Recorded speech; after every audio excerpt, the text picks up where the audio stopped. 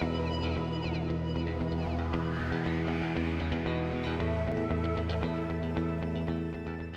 my name is Bruce Whitaker.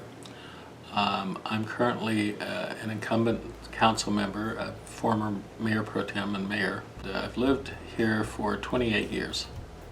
Once I established in Fullerton, I became active in local government issues, and it led me on now a more than 20-year approach at trying to reform local government. I love the diversity of Fullerton. I like the people. So I think that we're pretty fortunate in Fullerton because there are many interesting and deeper people in some regards than other places that I've lived. The city government has let the citizens down by allowing the infrastructure of the city to deteriorate in many ways. And over really 2.5, 3 decades or a little bit more, I think the citizenry has been shortchanged by its city government.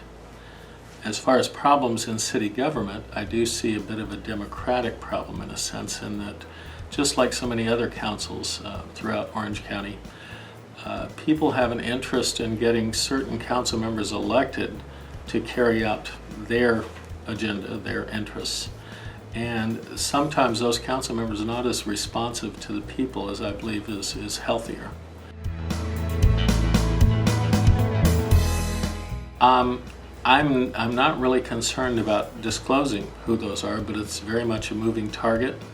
So we're near a cutoff period now for another financial report, and those reports are a matter of public record.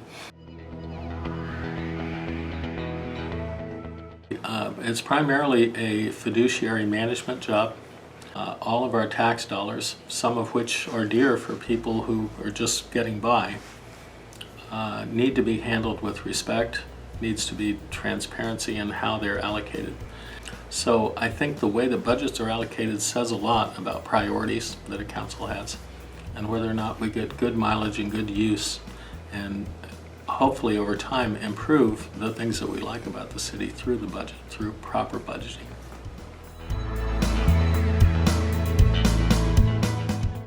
I had been a supporter and of some development at the site. I thought it was a responsible plan that was presented to the council, and I thought it was a pretty good deal because 55% was going to be dedicated as open space. We're really in what looks like it'll be a compromise that will still allow some development, who knows how much, maybe pretty much nearly the same number of units. But the city is having to purchase these parcels outright. I just want to let people know that I have no dog in that fight. Most of the advocates from the beginning pledged that they were going to work in a private sense with private support and donations, and to be able to pull that off to bring the Fox back to its earlier glory. And I'm supportive of that personally. It seems that maybe the progress hasn't been as rapid as many of us would hope, but I think they've been pretty successful, and over time hopefully momentum will gain on this, and we'll be able to enjoy that again soon. I personally have difficulties with that industry called affordable housing. Just like so many other approaches by our federal government to try to, that massive and expensive war on poverty, I think good intentions get twisted and go awry, and so I'm not a big fan of the process necessarily. I think I'm a believer in markets, and I think free markets and relaxing regulatory restrictions and allowing housing that may not be typical housing, but allowing housing that would be perfectly functional and yet would represent affordability. Those are the approaches that I would like more so. So it's a fuzzy, nice sounding term to say affordable housing, but the reality, in my opinion, is something a little bit different.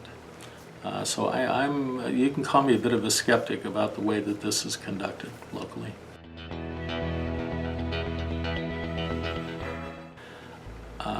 I don't think that the fundamental problem of the frequency of homeless persons in our city and the total number of people who reside here, I don't see that really abating.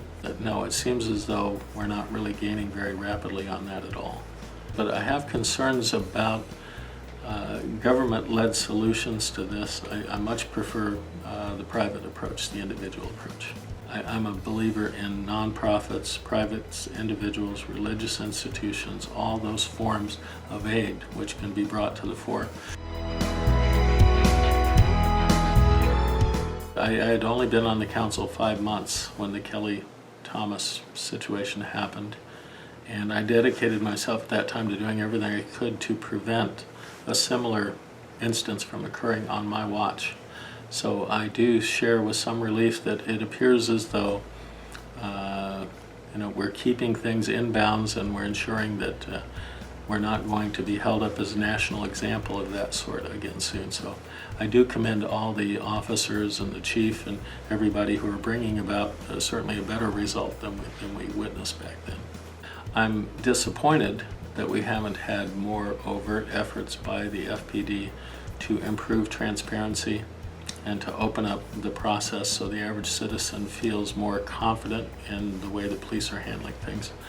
There's been a dedication of more officers as homeless liaison officers. Maybe that's helping that situation a little bit. I'm not sure. Well, I'm really not downtown during those hours as frequently as I was a few years back, and especially when it was hitting a fever pitch. I was on the Planning Commission, and a fellow planning commissioner said, well, if you haven't been downtown around 1 or 2 in the morning, you need to check it out. It gets pretty wild. And I have to admit, I was a little bit surprised when I did do inspections and found that that was happening. I think it's improving. I know there have been efforts to have the operators of downtown establishments help to control behaviors a little bit better. I know that the police are dedicated during those hours to the downtown area, that really the bulk of the force is there. That's a different kind of problem, because that maybe draws them away from patrolling other areas of the city where we might have burglaries or things like that.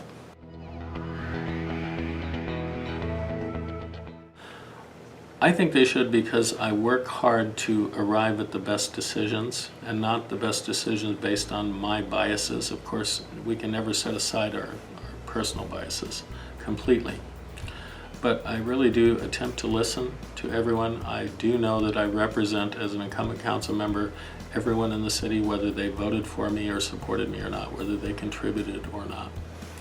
And I believe that all fellow citizens are equal, and we all need the full protection, the full respect, and the best treatment that our local governments can provide.